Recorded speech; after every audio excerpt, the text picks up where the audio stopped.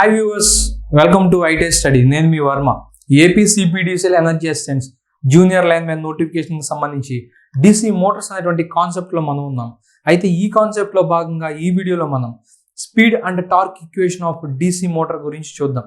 అంటే ఒక DC motor యొక్క స్పీడ్ ఈక్వేషన్ ఏంటి అండ్ అదేవిధంగా డీసీ మోటార్ యొక్క టార్క్ ఈక్వేషన్స్ ఏంటి అనేటువంటి డెరివేషన్ ఈ వీడియోలో మనం చూద్దాం. ముందుగా speed of A DC motor, ఒక డీసీ మోటార్ యొక్క స్పీడ్ ఈక్వేషన్ గురించి చూద్దాం. సో ఇక్కడ ఒక సింపుల్ డీసీ మోటార్ తీసుకున్నాను నేను.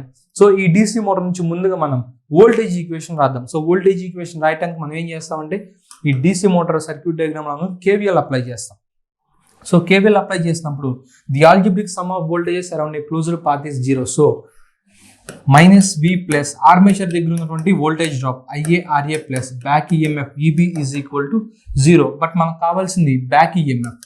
So back EMF EB is equal to V minus IaRaగా రాయడం జరుగుతుంది. V minus IaRa. బట్ ఒక DC మోటార్ యొక్క బ్యాక్ ఈఎంఎఫ్ ఈక్వేషన్ ఏంటి అంటే EB is equal to 5NZ/60 into P/A. 5NZ/60 into P/A. So ఆ equation ఇక్కడ నేను సబ్స్టిట్యూట్ చేస్తున్నా. 5NZ/60 into P/A is equal to V minus IaRa.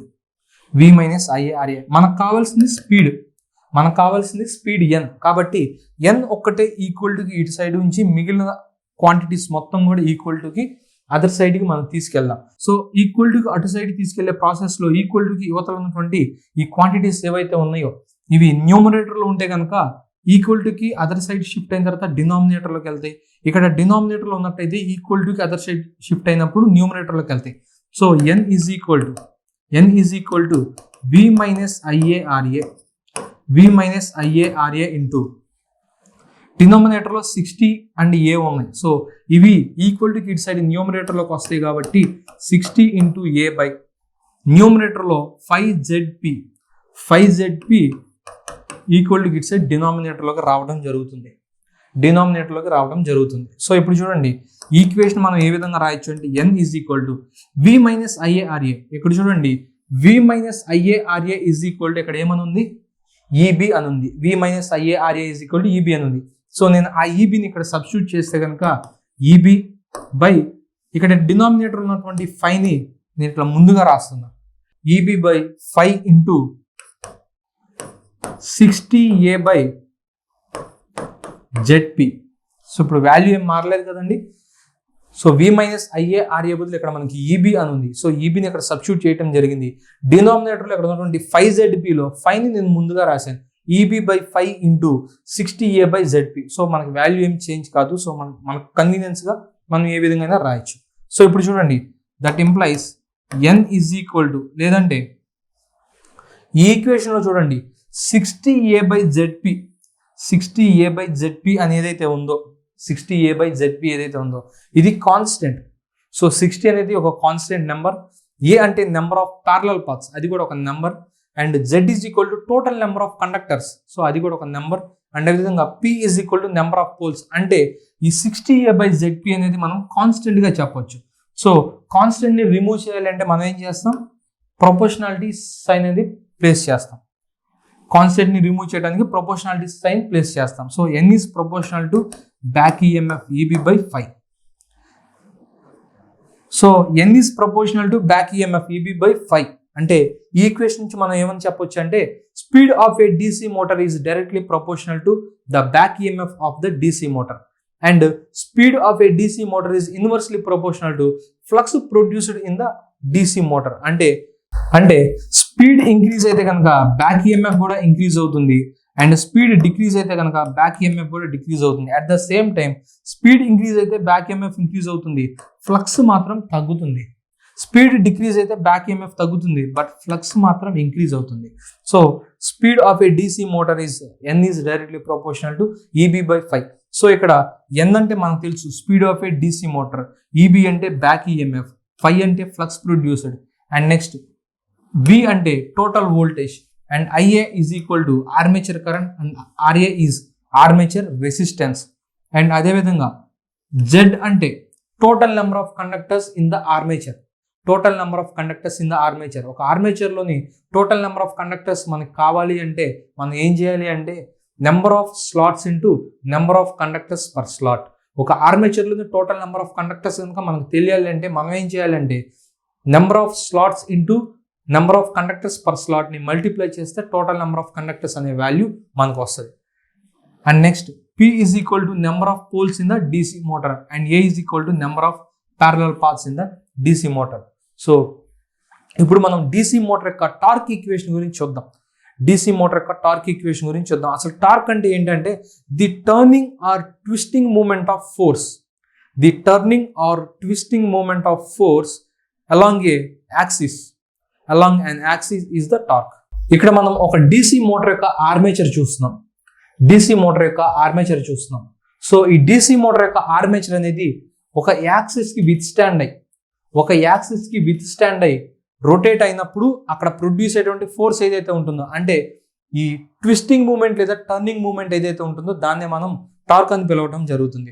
For example ముందుగా ఈ DC మోటార్లోని మనం ఫైండ్ అవుట్ చేయాల్సిన టార్క్ని Tతో డినోట్ చేస్తా ఉన్నాను. అండ్ అదేవిధంగా ఆర్మేచర్ అనేది సర్క్యులర్ షేప్లో ఉంది. సో ఆర్మేచర్ అనేది సర్క్యులర్ షేప్లో ఉంది. ఒక యాక్సిస్కి విత్ స్టాండ్ అయ్యి దీని యొక్క టర్నింగ్ మూమెంట్ లేదా ట్విస్టింగ్ మూమెంట్ ఏ విధంగా ఉంటుందంటే సర్క్యులర్ పాత్లో రొటేట్ అవుతుంది ద్వారా మనం చెప్పొచ్చు. సర్క్యులర్ పాత్లో రొటేట్ అవుతుంది ద్వారా మనం ఇండికేట్ చేయొచ్చు. సో ఈ సర్క్యులర్ ఆర్మేచర్ ఏదైతే ఉంటుందో ఈ ఆర్మేచర్ యొక్క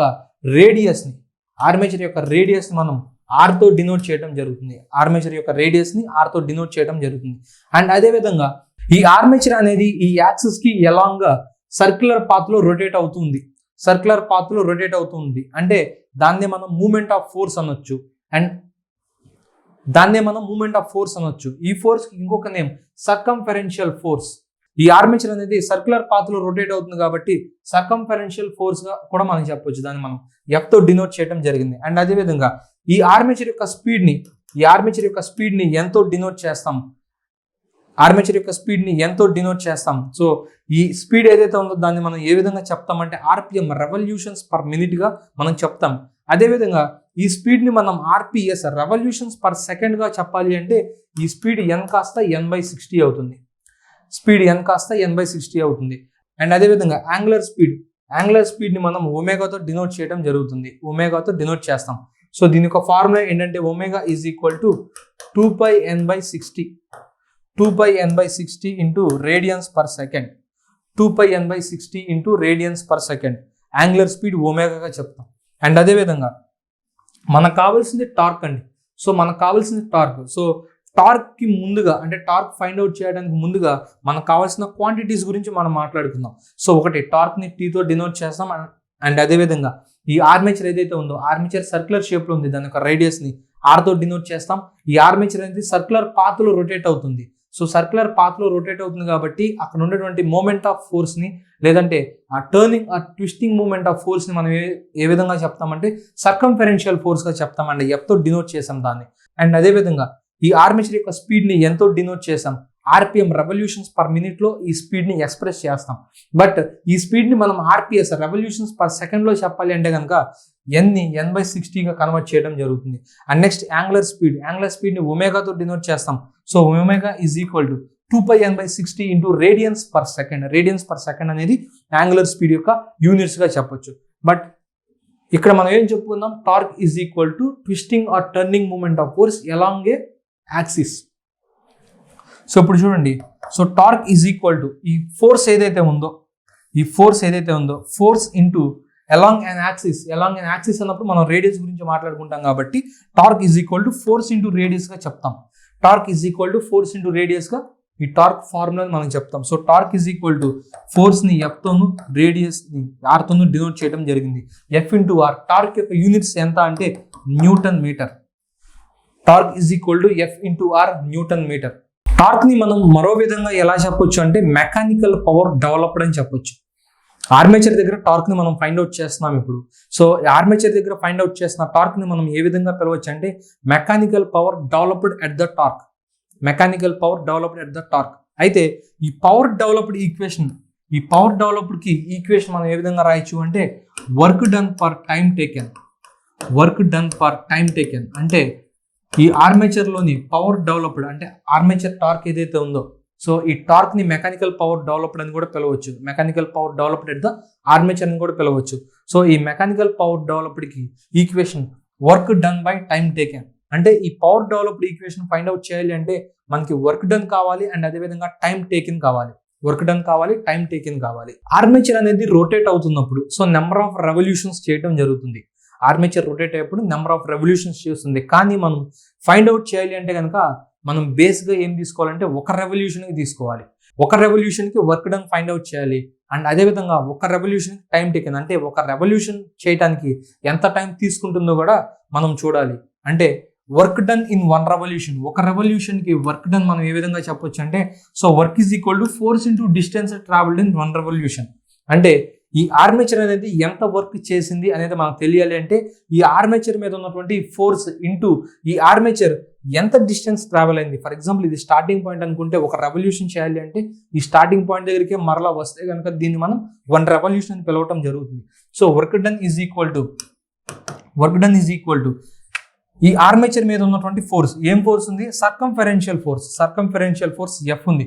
so work done is equal to F into distance travelled in one revolution. So ఈ ఆర్మేచర్ ఒక రెవల్యూషన్ లో ఎంత డిస్టెన్స్ ట్రావెల్ అయిందో అక్కడ మనం అప్లై చేయాలి. సో ఈ ఆర్మేచర్ అనేది ఒక రెవల్యూషన్ అంటే సర్క్యులర్ పాత్ లో రొటేట్ అవడం జరిగింది. ఈ సర్క్యులర్ పాత్ లో ఎంత డిస్టెన్స్ ట్రావెల్ అయిందంటే దీన్ని మనం ఏమని చెప్పొచ్చు అంటే సర్కంఫరెన్స్ ఆఫ్ ద సర్కిల్ గా చెప్పొచ్చు. So work done is equal to F into circumference of the circle అంటే 2πr, ఎఫ్ ఇంటూ 2πr.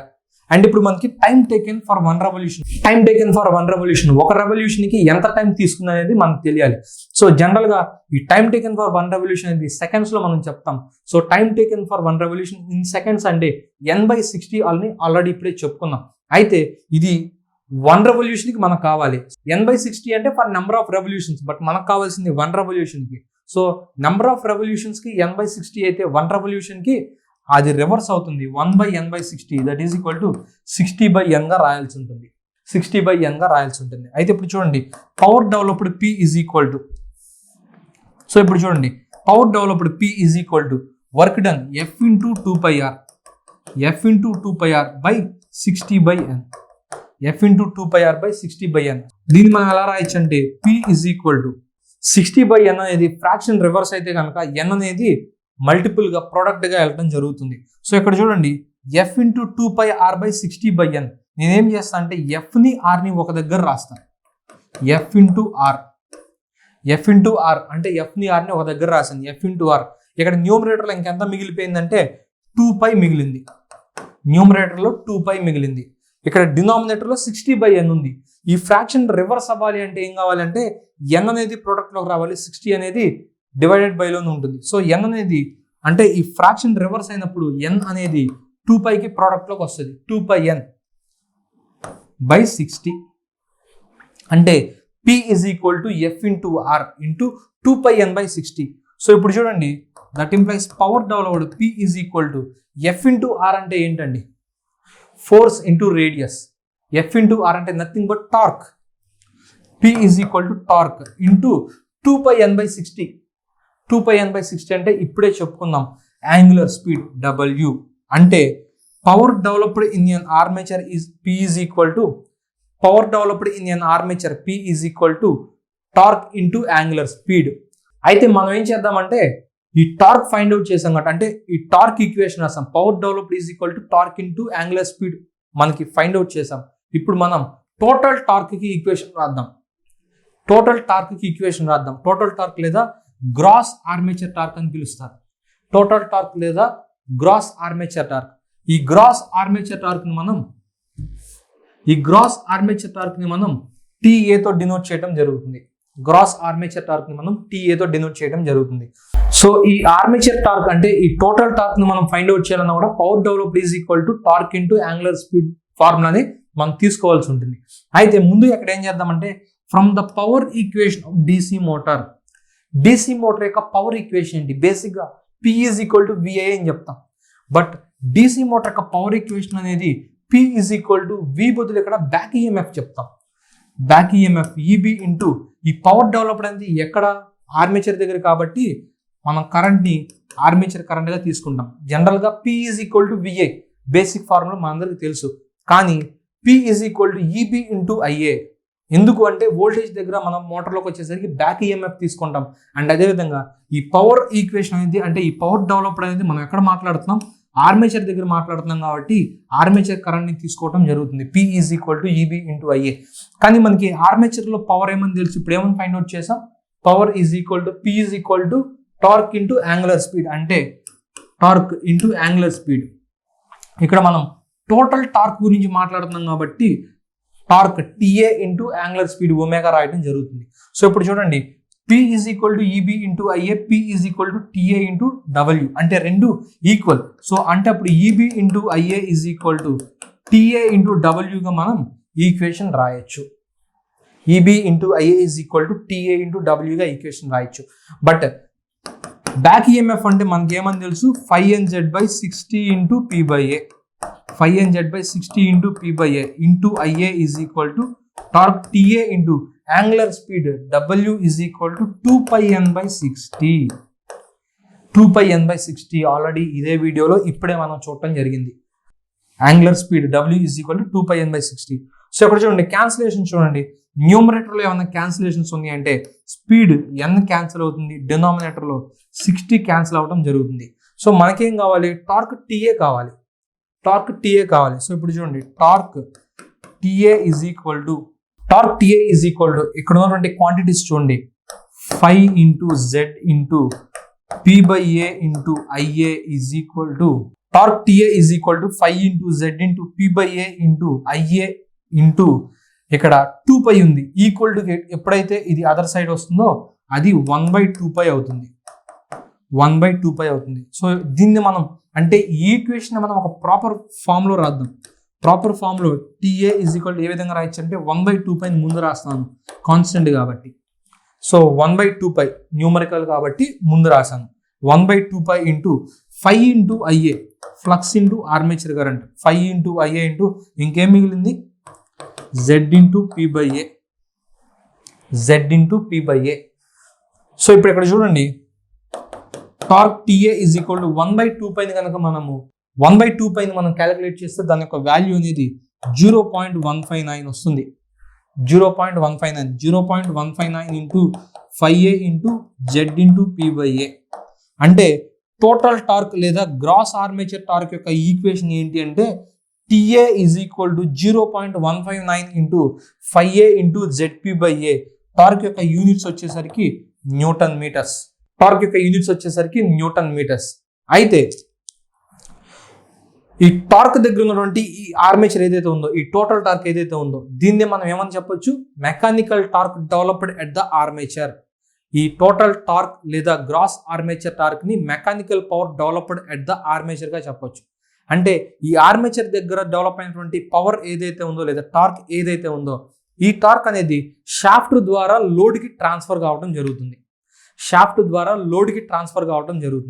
అయితే ఈ ప్రాసెస్లో షాఫ్ట్ ద్వారా లోడ్కి ట్రాన్స్ఫర్ అయ్యేటప్పుడు మనము ఈ థియరిటికల్గా చెప్పుకున్నటువంటి ఈ మెకానికల్ పవర్ డెవలప్డ్ ఏదైతే ఉందో ఇది కంప్లీట్గా ట్రాన్స్ఫర్ అవ్వదు. ఎందుకు కంప్లీట్గా ట్రాన్స్ఫర్ అవ్వదు అంటే షాఫ్ట్ దగ్గర కొన్ని లాసెస్ ఉంటాయి. సో ఆ లాసెస్ ఏంటి అంటే ఫ్రిక్షన్ లాసెస్, విండేజ్ లాసెస్ లేదా ఐరన్ లాసెస్. వీటినే మనం స్ట్రే లాసెస్ అని కూడా పిలుస్తాం.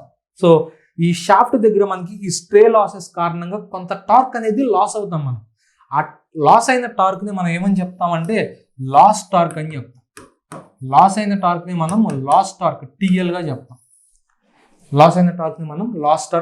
చెప్తాం. అంటే ఈ ఆర్మేచర్ టార్క్ ఏదైతే ఉందో ఇది షాఫ్ట్ ద్వారా లోడ్కి ట్రాన్స్ఫర్ అవుతుంది. కానీ షాఫ్ట్ ద్వారా లోడ్కి ట్రాన్స్ఫర్ అయ్యే ప్రాసెస్లో ఈ షాఫ్ట్ దగ్గర కొంత టార్క్ అనేది లాస్ అవుతాం because of friction losses, windage losses, iron losses, what ever it may be. ఈ లాసెస్ని మనం సింపుల్గా స్ట్రే లాసెస్ అని పిలవచ్చు. ఈ స్ట్రే లాసెస్ ద్వారా మనము లాస్ అయిన టార్క్ని మనం లాస్ టార్క్ టీఎల్గా డినోట్ చేస్తాం. అయితే ఈ ఆర్మేచర్ టార్క్ నుంచి షాఫ్ట్ ద్వారా వచ్చినటువంటి టార్క్ ఏదైతే ఉందో ఇక్కడ లాస్ అయిన టార్క్ కాకుండా రిమైనింగ్ టార్క్, అంటే షాఫ్ట్ దగ్గర లాస్ అయిన టార్క్ టీఎల్ కాకుండా రిమైనింగ్ టార్క్ని మనం ఏమని పిలుస్తామంటే షాఫ్ట్ టార్క్ అంటాం. రిమైనింగ్ టార్క్ని మనం షాఫ్ట్ టార్క్ అంటాం. దాన్ని TSH తో డినోట్ చేస్తాం. సింపుల్గా చెప్పాలి అంటే ఒక మోటార్ యొక్క అవుట్పుట్ పవర్ రేటింగే ఈ షాఫ్ట్ టార్క్. ఈ షాఫ్ట్ టార్క్నే మనం ఏ విధంగా చెప్పొచ్చు అంటే output power rating of A DC motor. ఒక మోటార్ యొక్క అవుట్పుట్ పవర్ రేటింగ్ని మనం షాఫ్ట్ టార్క్గా చెప్పొచ్చు. సో ఇది బేసిక్గా ఏ విధంగా ఎక్స్ప్రెస్ చేస్తామంటే హెచ్పి హార్స్ పవర్లో ఎక్స్ప్రెస్ చేయడం జరుగుతుంది. మనం ఏదైనా డీసీ మోటార్ని చూస్తే కనుక దాని యొక్క కేసింగ్ పై ఉంటుంది. 1 HP motor, 2 HP motor, 1/2 HP అంటే దాని యొక్క రేటింగ్ ఉంటుంది. అంటే అవుట్పుట్ పవర్ రేటింగ్ చెప్తాం దాన్ని. అదే షాఫ్ట్ టార్క్ అంటే దాన్ని బేసిక్గా హెచ్పి హార్స్ పవర్లో ఎక్స్ప్రెస్ చేయడం జరుగుతుంది. సో ఇక్కడ మనం గమనించినట్లయితే మనం ఏ విధంగా చెప్పొచ్చు అంటే armature torque TA is equal to అంటే ఆర్మేచర్ దగ్గర డెవలప్ అయిన టార్క్ ఏదైతే ఉందో TA ఈజ్ ఈక్వల్ టు లోడ్కి వెళ్ళే ప్రాసెస్లో షాఫ్ట్ దగ్గర మనం కొంత టార్క్ లాస్ అవుతుంది. ఈ టార్క్ అంటే ఈ లాస్ అయిన టార్క్ ప్లస్ షాఫ్ట్ టార్క్. సో ఈ విధంగా మనం రాయొచ్చు కదండి. సింపుల్గా చెప్పాలి అంటే ఆర్మేచర్ టార్క్కి, లాస్ టార్క్కి, షాఫ్ట్ టార్క్కి మధ్య రిలేషన్ ఏంటి అంటే armature torque is the combination of loss torque and shaft torque. Armature దగ్గర డెవలప్ అయినటువంటి ఈ టార్క్ ఏదైతే ఉందో ఇది షాఫ్ట్ ద్వారా లోడ్కి ట్రాన్స్ఫర్ కావడం జరుగుతుంది. లోడ్కి ట్రాన్స్ఫర్ అయ్యే ప్రాసెస్లో కొంత టార్క్ అనేది లాసెస్ వల్ల లాస్ అవుతాం, దాన్ని లాస్ టార్క్ అంటాం. సో రిమైనింగ్ టార్క్ వచ్చేసరికి షాఫ్ట్ టార్క్. ఇదే output power rating. So TA is equal to TL plus TSH. అయితే మోటార్ అనేది నో లోడ్ కండిషన్లో ఉన్నప్పుడు, జనరల్గా డీసీ మోటార్ అనేది కాన్స్టెంట్ స్పీడ్తో రొటేట్ అవుతూ నో లోడ్ కండిషన్లో ఉన్నప్పుడు ఈ షాఫ్ట్ టార్క్ అనేది జీరోగా ఉంటుంది. అంటే మోటార్ అనేది నో లోడ్ కండిషన్లో ఉన్నప్పుడు టోటల్ గ్రాస్ ఆర్మేచర్ టార్క్ ఏదైతే ఉందో దాన్ని మనం ఏ విధంగా చెప్పొచ్చు అంటే లాస్ టార్క్గా చెప్పొచ్చు. ఈ డీసీ మోటార్స్కి సంబంధించినటువంటి కంప్లీట్ కాన్సెప్ట్ వీడియో కోసం ప్లేస్టోర్ నుంచి మా యాప్ని డౌన్లోడ్ చేయండి. అండ్ అదేవిధంగా APCPDCL ఎనర్జీ అసిస్టెంట్స్కి సంబంధించినటువంటి ప్రతి అప్డేట్ కోసం మా యూట్యూబ్ ఛానల్ని సబ్స్క్రైబ్ చేయండి. And thank you.